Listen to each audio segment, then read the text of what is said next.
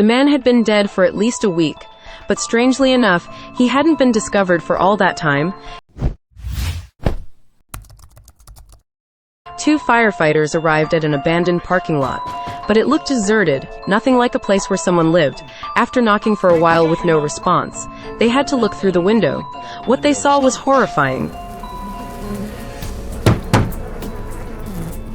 Oh, this is not going to be pretty. The two of them endured the stench as they entered the carriage. Only then did they realize the man was long gone. The coroner estimated the man had been dead for at least a week, but oddly enough, he hadn't been discovered for all that time, and due to the high temperature inside the carriage, the man's stomach had ballooned. Seeing such a sight, Buck couldn't help but feel sorry for the man. Just saying, it's kind of a bummer, you know? But with the body swollen like this, getting him out became a problem. Meanwhile, outside, there was a crowd filming.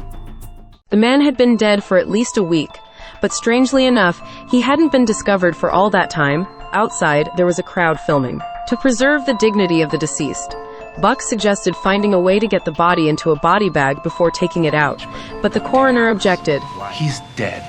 He doesn't care if people are gawking at him, all right? He doesn't have any feelings to hurt anymore.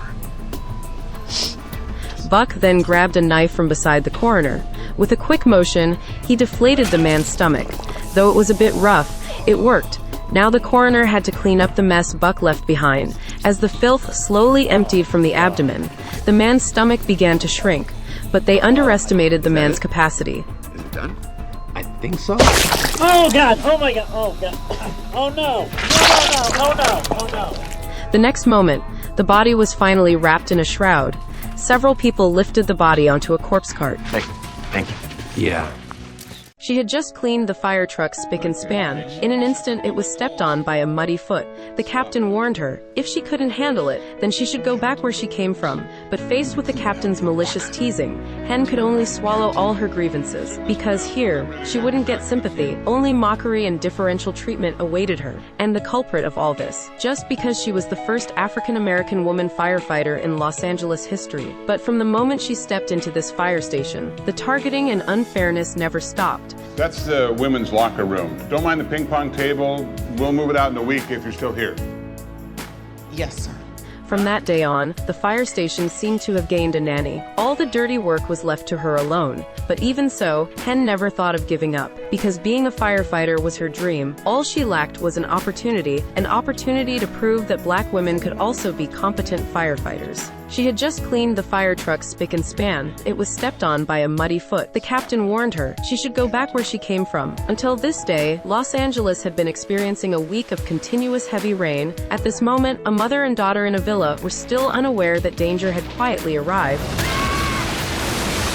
When the firefighting rescue team arrived, the daughter ran out anxiously seeking help. They entered the villa, quickly found the buried woman. But her condition was not optimistic at this time. The weight of the mud was compressing her chest, causing her to be unable to breathe. Several people tried to pull her out together, but to no avail. Ignoring the captain's dissuasion, she ran to the fire truck and grabbed the fire hose, inserted it into the mud, trapping the woman. As the mud was washed and loosened, the woman was successfully rescued. Hen proved herself with her actions, but the captain thought she stole his thunder, and couldn't help but ridicule her again. In fact, Hen wanted something very simple. She didn't expect to be liked, just wanted her teammates to regard her as a proud member of the firefighting team. In the end, she stubbornly told everyone, If any of you have a problem with me being here, I suggest you ask for a transfer, because I'm not going anywhere. A man's head got stuck in a microwave oven, and then, just moments ago, the man's friend, in a bid for online fame, sought him out to be a live streaming prop, planning to submerge his head into a microwave filled with concrete. With this stunt, they were sure to hit over 100,000 views. The man seemed reluctant at this point. His friend slipped a plastic bag over his head, inserted a breathing tube into his mouth, and forcibly pressed his head into the concrete. As expected, the accident indeed occurred. The friend called 911. Firefighters swiftly arrived at the scene, the man's head trapped in the solidified concrete. Upon examination, the man's pulse reached 120 beats per minute. Clearly, he was panicked. Just then, the man suddenly choked. The team medic deduced saliva had entered through the breathing tube, further escalating the man's distress. And he stood up abruptly, plunging into the pool next second. Seeing this, firefighters leaped into the pool. The man's head got stuck in the microwave oven and then fell into the swimming pool. Eventually, the man was rescued, though his pulse was extremely weak by then. His friend started to panic, urging the firefighters to hurry and save him. The man's breathing grew even fainter. The captain suggested breaking the concrete directly. Quickly, the microwave shell was dismantled, and the firefighters brought out a sledgehammer, the captain bracing the concrete steadily.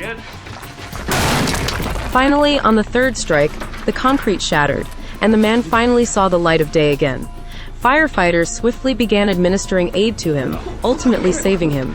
His friend finally breathed a sigh of relief, yet before the man could recover, the friend pulled out his phone again to start streaming, telling the audience that today's broadcast was the most thrilling ever.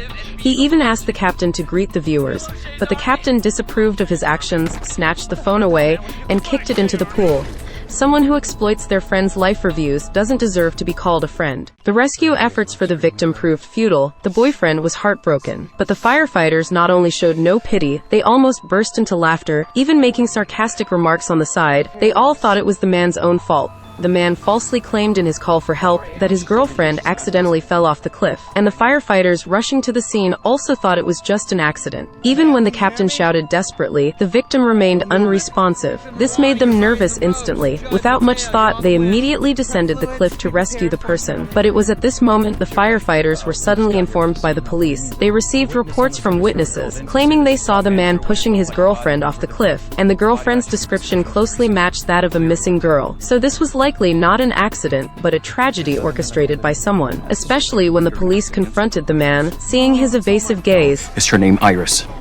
Oh, I don't like that name. I call her Chrissy. The police officers instantly became tense, believing the last thing they wanted to see was about to happen. Meanwhile, the firefighters had successfully descended to the bottom of the cliff and brought an explosive piece of news. Not only did the woman not respond at all, but there was also no blood on the ground. This didn't seem like a typical cliff fall scenario at all. And when they turned over the victim, the firefighters suddenly asserted confidently that the man was definitely not guilty. Hearing this response, everyone breathed a sigh of relief, but the captain was puzzled by their certainty.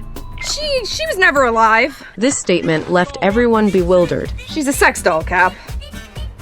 But they still had to do what was necessary. The captain found out the man suffered from a certain attachment disorder. He had been with his girlfriend for over 2 years. Evidently, today he came to break up with her. The man couldn't let go on his own. Subconsciously, he still wanted validation from professionals. The firefighters had to cooperate with the man to finish this final act. After all, they didn't come here for nothing. The expenses of the firefighters, the rescue of the victim, the man would eventually have to pay. Or your money back.